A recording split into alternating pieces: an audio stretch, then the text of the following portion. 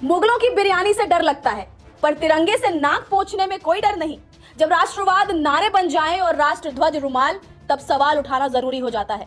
क्या एक विधायक को यह नहीं पता कि राष्ट्रीय ध्वज सिर्फ गौरव का प्रतीक नहीं, एक संवैधानिक प्रतीक है जिसे स्पर्श करना भी मर्यादाओं में बंधा होता है। अगर यही हरकत किसी विपक्ष नेता ने की होती तो क्या भाजपा इसे अनजाने में हुई गलती मानती?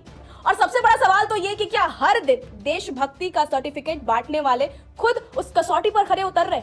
ये हमारे तिरंगे, हमारे वतन और हमारे जज्बातों से जुड़ा मामला है। राजस्थान के एक बीजेपी विधायक बालकुंद आचार्य का वीडियो सोशल मीडिया पर आग की तरह फैल रहा है। लोग कह रहे हैं कि उन्होंने भारत के तिरंगे से अपनी नाक पोंछी। याद रखिए, ये झंडा हमारी पहचान है और इस तिरंगे के नीचे कितनों ने अपनी जान दी और कितनों ने फांसी का फंदा चूमा है। मेरे भाइयों, इसका अपमान न सिर्फ गैर इस्लामी है बल्कि इंसानियत और संविधान दोनों का अपमान है। तो दोस्तों, वीडियो देखते हैं और समझते हैं सच्चाई को। हाथ में ऑपरेशन सिंदूर का बैनर, हिंदुस्तान जिंदाबाद के नारे और तिरंगे को रुमाल बनाकर पोंछी नाक।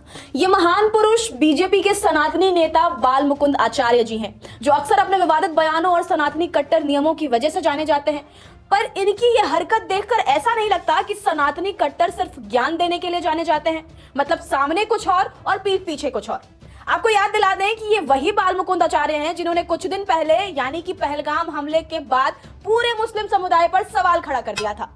सवाल ये कि पहलगाम हमले में आतंकियों ने धर्म पूछकर लोगों की जान ले ली थी, जिसके बाद इन्होंने देशभक्ति को बढ़ावा देते हुए मुसलमानों की मस्जिद पर जाकर पाकिस्तान के झंडों का पोस्टर चिपका दिया था और पाकिस्तान मुर्दाबाद के नारे भी लगाए थे। मतलब मस्जिद के बाहर ऐसे नारे और पोस्टर लगाने का क्या मतलब बनता है? इससे आप बहुत बड़े देशभक्त कहला गए। पर आपकी देशभक्ति तो यहाँ भी दिखी जब आप खुद देश के राष्ट्रीय ध्वज से मुंह पोंछते दिख रहे हैं।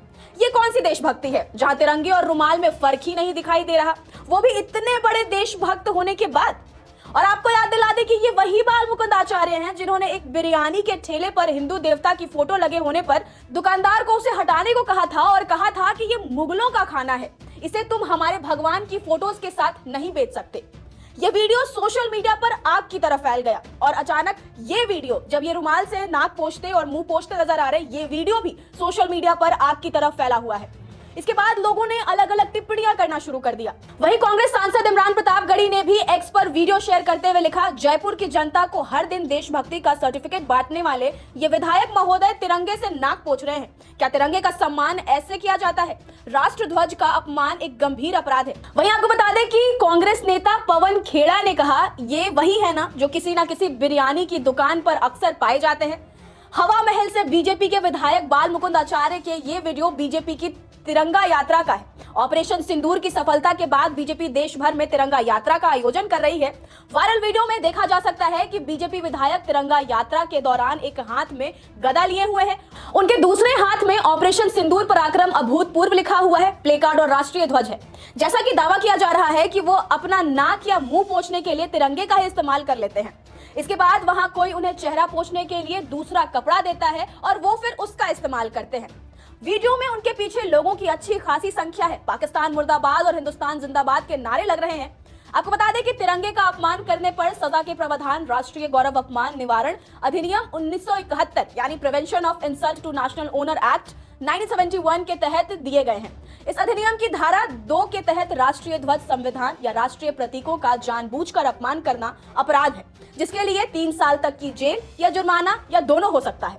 मुगलों की बिरयानी से डर लगता है, पर तिरंगे से नाक पोंछने में कोई डर नहीं।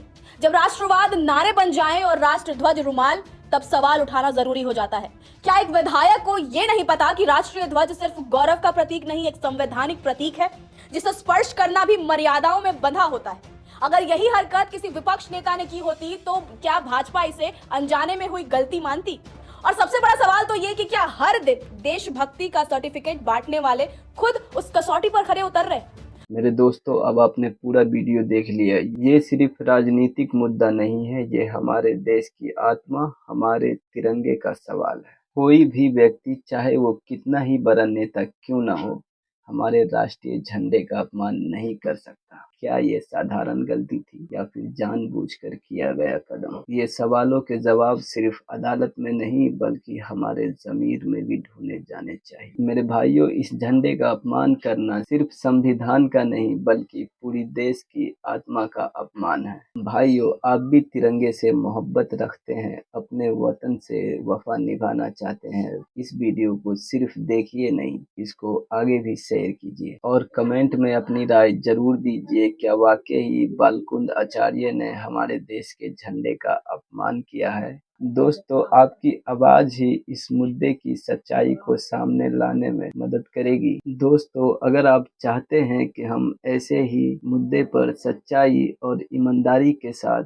आवाज उठाए तो आप इस चैनल को सब्सक्राइब जरूर करें। मिलते हैं अगली एक नई वीडियो में। तो अस्सलाम वालेकुम व रहमतुल्लाह व बरकातुहू।